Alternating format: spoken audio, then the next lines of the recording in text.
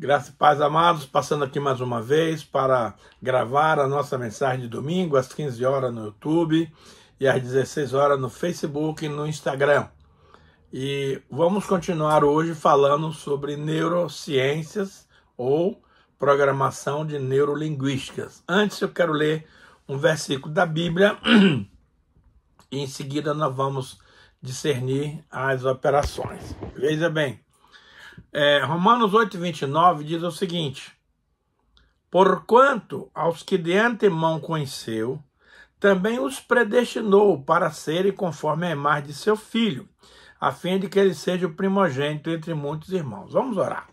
Senhor Deus e Pai, muito obrigado pelo privilégio que o Senhor me concede de ministrar a Tua palavra para a Tua igreja, para os Teus filhos. Senhor, eu preciso da unção do Espírito Santo para que essa ministração seja efetiva, eficaz e que ela seja abençoadora daqueles que nos assistem.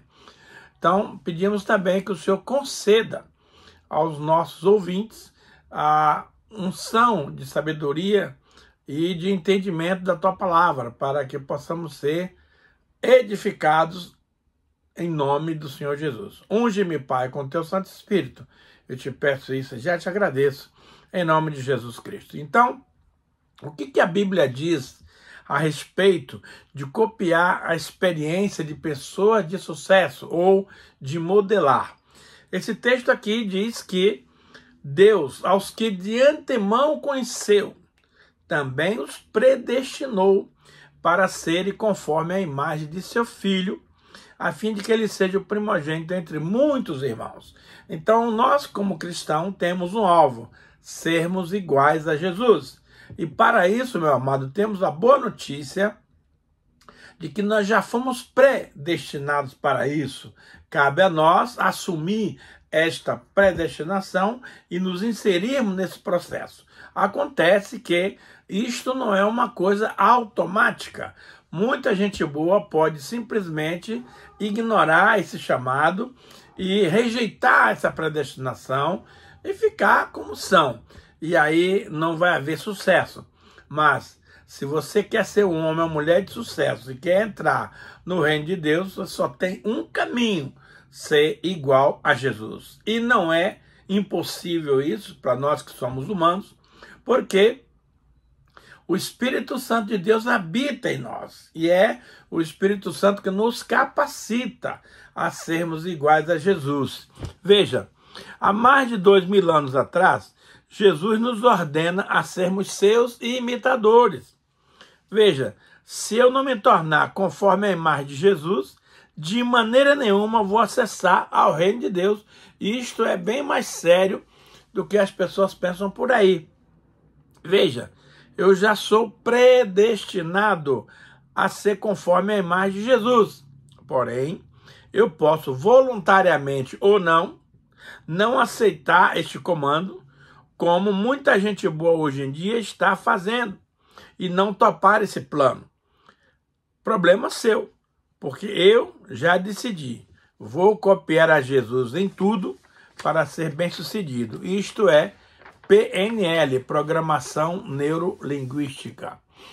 A Bíblia diz que nós devemos ser imitadores de Jesus.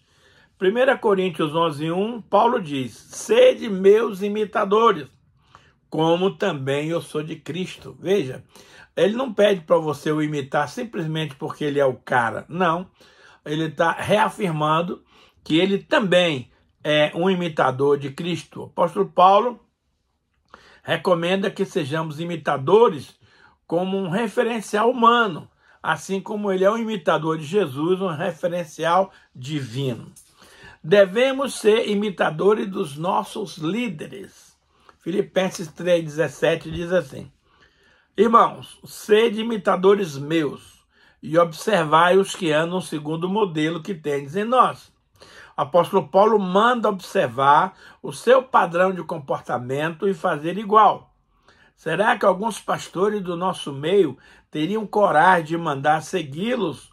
Ou eles veem como aquela desculpa manjada: não olhe para mim porque eu sou falho, olhe para Jesus. Querido, não é hora de você transferir responsabilidades.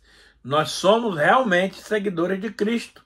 E como tal, nós podemos convocar os nossos discípulos que sejam também nossos imitadores. Querido, você é o representante de Cristo aqui na terra. E é por você que as pessoas vão poder crer, confiar e seguir a Jesus. Se você for um mau testemunho, ninguém vai querer te seguir, porque Jesus está lá no céu e você e eu estamos aqui na terra. E é para que o seu discípulo, para quem o seu discípulo deve olhar. Procure uma vida íntegra, que vai dar tudo certo. Devemos também ser imitadores de Deus como filhos amados. Efésios 5, 1 e 2 diz assim: sede, pois, imitadores de Deus como filhos amados, e andai em amor, como também Cristo nos amou e entregou a si mesmo por nós, como oferta e sacrifício a Deus, em aroma suave. Aqui o apóstolo Paulo vai além.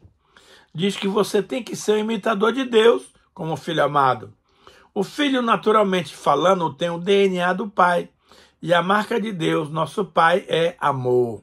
Portanto, se nós já somos filhos de Deus, o amor precisa fazer parte integrante das nossas vidas e conduta cristã. Isso significa que se você é uma pessoa que tem dificuldade de amar, seja pessoas boas ou más, então nós podemos questionar o seu novo nascimento, porque o amor é a marca do Espírito Santo dentro de nós. Se nós dissermos que somos filhos de Deus, mas o amor não está presente em nossas vidas, tem alguma coisa errada. E nós não somos filhos de Deus. Me desculpe, mas eu não posso mentir. Essa é a verdade. Agora nós vamos falar um pouco sobre neurociência. Sua passagem para o mundo permanente. A neurobiologia, isto é, o estudo de funcionamento do cérebro e a ciência do computador. A integração dessas ciências criou a disciplina neurociência. Os neurocientistas estudam como as neuroassociações ocorrem e descobrem que os neurônios estão constantemente enviando mensagens eletroquímicas de um lado para o outro através das pistas neurais, não muito diferente do tráfego numa artéria movimentada. Interessante, né? Que as coisas do mundo científico têm sempre um referencial no mundo natural. Toda essa comunicação acontece ao mesmo tempo, cada ideia ou memória se deslocando para sua própria pista, enquanto literalmente bilhões de outros impulsos viajam em direções individuais. Não apenas esse complexo sistema nos permite desfrutar a beleza do nosso mundo, mas também nos permite sobreviver nele. Querido, nós não podemos desconhecer essa parte da ciência que trata do nosso cérebro, da nossa mente, das nossas ações. Então, a neurociência nos leva para uma passagem para o mundo permanente. Cada vez que experimentamos uma quantidade significativa de dor ou prazer, o cérebro procura pela causa e a registra no sistema nervoso, para permitir-nos tornar melhores decisões sobre o que fazer no futuro. Assim, as neuroassociações prontamente fornecem ao cérebro os sinais que nos ajudam a ter acesso às memórias e a manobrar a segurança ao longo da nossa vida. Eu sei que esse inicialmente não é um assunto espiritual, mas nós precisamos conhecer o funcionamento dessas condições, porque ela trará benefícios espirituais permanentes para a nossa vida. Usando a neurociência em nosso favor. O que é neurobiologia? É o estudo das células do sistema nervoso e da organização dessas células dentro de circuitos funcionais que processam a informação e mediam o comportamento. É uma subdisciplina tanto da biologia como da neurociência. A neurobiologia distingue-se da neurociência com um campo mais amplo e relacionado com qualquer estudo científico do sistema nervoso. Precisamos trabalhar com convicções corretas. E o que é uma convicção? A maioria das pessoas trata uma convicção como se fosse uma coisa, quando na verdade é um sentimento de certeza em relação a algo. Muitas vezes, a ausência de convicções ou a ausência de certeza faz com que não usemos a nossa capacidade interior. Então, veja bem, se você é um homem ou uma mulher que não tem convicções das coisas espirituais, você está fadado ao fracasso. Você está flutuando em uma área nebulosa. Por quê? A maioria das pessoas trata uma convicção como se fosse uma coisa, quando na verdade é um sentimento de certeza em relação a algo. Muitas vezes, a ausência de convicções ou a ausência de certeza faz com que não visamos a capacidade interior. Precisamos ter convicções corretas segundo Deus. Romanos 12:2 diz assim: E não vos conformeis com este século, mas transformai-vos pela renovação da vossa mente, para que experimenteis qual seja a boa, agradável e perfeita vontade de Deus para a sua vida. Queridos, nós sempre temos falado aqui sobre renovação da mente. A renovação da mente não é apenas uma recomendação, é uma necessidade, é uma urgência das pessoas que se convertem ao Senhor, porque nós chegamos ao reino cheio de convicções erradas, cheio de pensamentos errados, cheio de revelações erradas. E se nós permanecermos, nessas convicções erradas, nós vamos chegar no fracasso. Então, quando a Bíblia nos manda renovar a nossa mente, não é apenas uma sugestão, é um imperativo, é um comando da parte de Deus para que eu e você renovemos a nossa mente com os princípios novos da palavra de Deus, a fim de que possamos servir ao reino de maneira correta, de maneira assertiva, para vivermos as coisas boas que Deus ordenou para nós. Como eu tenho dito aqui, durante anos você consolidou informações na sua mente através de muitas fontes diferenciadas. Mas hoje, quando confrontamos esses conceitos, essas informações à luz da palavra de Deus, percebemos o quanto distante estamos daquilo que Deus planejou para nós. Portanto, é muito essencial, é muito necessário. E como é que eu posso fazer, meu pastor, para renovar a minha mente?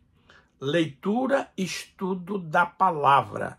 Não há nada que eu e você possamos fazer fora da palavra. Não adianta ser cientista, ser muito inteligente, muito estudado, ter muito PhD em várias coisas, mas você precisa ser um PhD em Bíblia.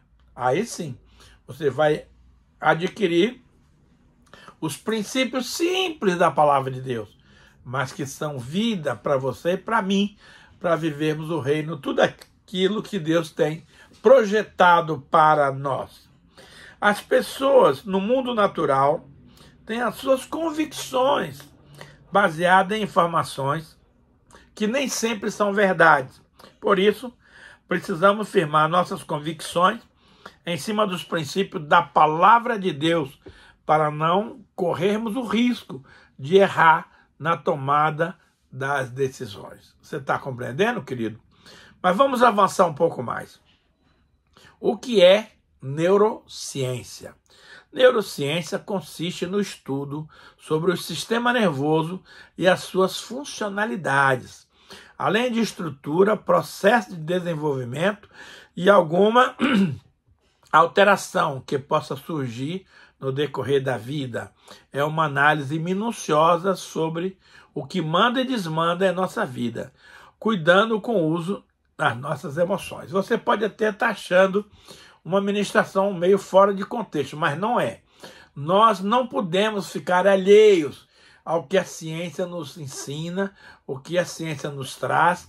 é muito importante nós estudarmos isto para associarmos com os princípios da Bíblia, para que sejamos sempre assertivos nas nossas decisões. Nós achamos que as emoções negativas, dolorosas, são inimigas, mas todas existem para servir-nos como um sinal de que é preciso efetuar alguma mudança. Nós, cristãos, normalmente não gostamos de passar por provações, mas a Bíblia nos afirma ali em Tiago 1, de 2 a 4, o seguinte: meus irmãos, tende por motivo de grande alegria o passardes por várias provações, para que a vossa fé seja aprovada e você seja vencedor em todas as áreas. Você seja edificado, você seja consolidado, você seja aprovado naquilo que você está passando. Então, como que eu posso, diante de circunstâncias negativas, ter motivo de alegria? É simples. Você precisa ter a perspectiva do que você está passando hoje para viver o amanhã. Se você não passar por essas provações, você não será consolidado, você não será perseverante naquilo que vai fazer.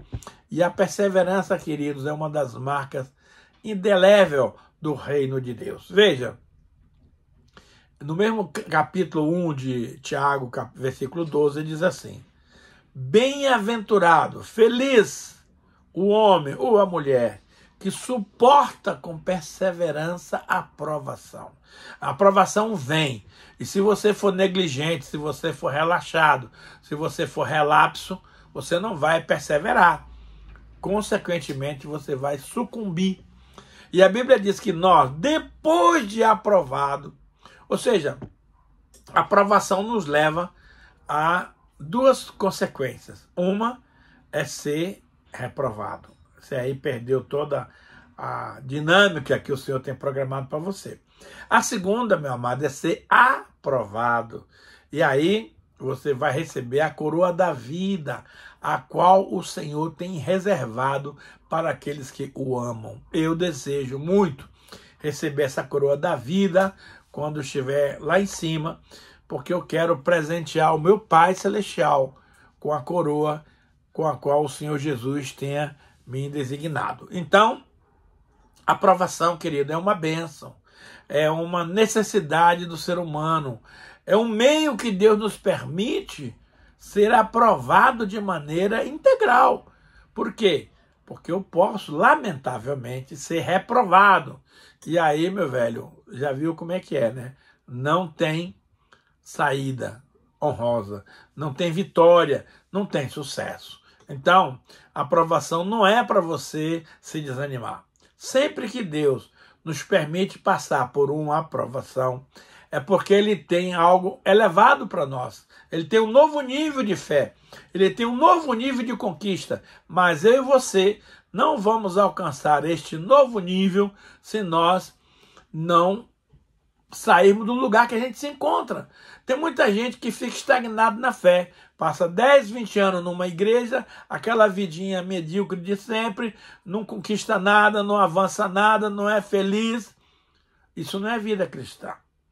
A vida cristã é vida em abundância. Jesus disse: eu vim para que tenham vida e a tenham em abundância. Não abra mão, meu querido e minha querida, você que se considera um filho, uma filha de Deus, de ter uma vida abundante. A escassez, amado, ela existe, mas é um tempo temporário, é uma experiência de pouco tempo para que você ultrapasse de faixa, para que você alcance o sucesso que Deus tem reservado para você e para mim. Descobri que algumas pessoas podem saber como fazer uma coisa, mas talvez não aplique o que sabem. O que precisamos realmente é de um motivo para usar o poder de nossas decisões, mudar nossas convicções, fazer perguntas melhores e utilizando novos vocabulários e metáforas para o nosso progresso de vida. Exemplo, Lamentações 3:21 diz: quero trazer à memória o que me pode dar esperança. Um dos grandes motivos, querido, da depressão é que a pessoa alimenta a sua mente com coisas negativas, com experiências traumáticas, com experiências dolorosas, fica naquela choramingação, ó vida, ó céu, ó morte. Ei, para! Olha o que o profeta está dizendo aqui. Quero trazer a memória. Alimente a sua mente com coisas que sejam boas, verdadeiras, de boa fama, como está escrito lá em Filipenses 4:8. Então, nós precisamos trazer à memória o que nos pode dar esperança. E olha, a Bíblia está cheia de promessas, a Bíblia está cheia de citações, de coisas que vão nos alimentar, que vão nos fortalecer, que vão nos impulsionar para aquilo que Deus tem designado para nós. Não fique depressivo. Não fique choramingando pelos cantos. Não fique reclamando. Não fique murmurando. Se você parar para pensar, eu e você temos muito mais motivos de gratidão a Deus do que de reclamação, de reivindicação, de lamentação. Então, meus amados, vamos sair desse estágio de lamentação e entrar no processo da conquista, que é encher a nossa mente de palavras proféticas, de sucesso, de bênção. E esse texto aqui, amados, ele é de uma importância extraordinária. Quero trazer à memória aquilo que me traz esperança. Então, larga a mão de coisas negativas, de coisas dolorosas, de decepções. A vida continua. A fila está andando. Você não pode paralisar. Você tem que avançar sempre para o alto. O que são neuroassociações? São as associações que estabelecemos no sistema nervoso que determinam o que fazemos. Embora preferíssemos acreditar que o intelecto é que nos guia. Não, são as emoções e as sensações que vinculamos aos pensamentos que realmente nos guiam. Veja, nós somos guiados pelas emoções, infelizmente. Vamos então buscar as boas emoções para nos impulsionarmos para frente, para o alto, para aquilo que Deus tem projetado para nós. O coração do homem, queridos, é enganoso. Jeremias 17, 9 e 10 diz assim: enganoso é o coração, mais do que todas as coisas, e desesperadamente corrupto. Quem o conhecerá? Eu, o Senhor, esquadrinho o coração e provo os pensamentos, isto para dar a cada um segundo o seu proceder, segundo o fruto das suas ações. Querido, eu tenho muita dificuldade quando alguém me diz: olha, eu estou sentindo aqui no coração, e aí larga uma pedrada. As emoções, amados, são essenciais, são importantes, porém, você tem que ter o cuidado de submeter as suas emoções ao crivo da palavra de Deus. Se as suas emoções têm referências nos mandamentos, nas promessas, beleza, vamos fazer isso. Mas não deixe que as emoções mentirosas possam assumir o controle da sua vida e você venha a ter muitos problemas no seu dia a dia. Então, é muito perigoso tomarmos nossas decisões baseadas em emoções, simplesmente. Pois a Bíblia diz que o coração é enganoso e desesperadamente corrupto. Como podemos tomar decisões dessa forma? Então, a decisão precisa ser configurada com a palavra de Deus. Aí sim, se você tem uma emoção gostosa, que tem respaldo da palavra, vá em frente, que a vitória é garantida. Precisamos tomar decisões baseadas na palavra de Deus, para não incorrermos os erros e prejudicar as nossas vidas com decisões emotivas e precipitadas. O coração tem a tendência de nos levar ao erro, porque o coração pensa nas coisas que agradam a carne, a alma. E isto, muitas vezes, contraria os princípios do espírito. E o que vem a ser neurolinguística? É a ciência que estuda a elaboração cerebral da linguagem. Ocupa-se com o estudo dos mecanismos do cérebro humano, que suportam a compreensão, produção e conhecimento abstrato da língua, seja ela falada, escrita ou assinalada. Trata tanto da elaboração de uma linguagem normal, como dos distúrbios clínicos que geram as suas alterações. Então, a neurolinguística é uma ciência que estuda a elaboração do cérebro e da linguagem. Precisamos tomar cuidado com a linguagem correta e perfeita. Tito 3, de 8 a 11, diz assim: fiel é esta palavra, e quero que, no tocante a essas coisas, façam afirmações confiadamente para os que têm crido em Deus, sejam solícitos na prática das boas obras. Essas coisas são excelentes e proveitosas aos homens. Evita discussões insensatas, genealogia, contendas e debates sobre a lei, porque não têm utilidade e são fúteis. Evita o homem faccioso, depois de admoestá-lo primeira e segunda vez, pois sabes que tal pessoa está pervertida e vive pecando, e por si mesma já está condenada. Olha que recomendação fabulosa e extraordinária do Tito. Ele fala bem claro: fiel é esta palavra. Eu quero que, no tocante a essas coisas, faças afirmação confiadamente para os que têm crido em Deus, sejam solícitos na prática das boas obras. Tem muita gente que encara as boas obras como um meio de salvação. E os crentes, eles têm muita dificuldade nisso. Enquanto que os espíritas fazem muitas boas obras, e segundo alguns isso visa a obter a salvação, nós, evangélicos, que somos salvos pela graça, achamos que não precisamos fazer boas obras porque Cristo já fez. Errado. Lá em Efésios 2:10 diz que nós fomos criados em Cristo Jesus para praticarmos as boas obras, as quais Deus de antemão já preparou para que andássemos nelas. Então, meu querido, minha querida, praticar a boa obra é um mandamento do Pai. E nós não podemos ser negligentes e jogar essa responsabilidade na conta dos outros irmãos. Não, se você... Interessante que Tiago faz um paralelo entre a fé e a prática. Ele diz que a fé e as obras, que a fé sem obras, por si só, já está morta. Aí ele fala: mostra a tua fé, que eu mostro as minhas obras. Então, nós precisamos associar adequadamente a nossa fé com as boas obras, as quais Deus já preparou de antemão para que andássemos nela. Então você não tem alternativa de sair fora desse contexto. Fazer boas obras, querido, é praticar a palavra, não é só ajudar uma velhinha a atravessar o trânsito. Isso aí também é bom, mas não é as boas obras que a Bíblia se refere.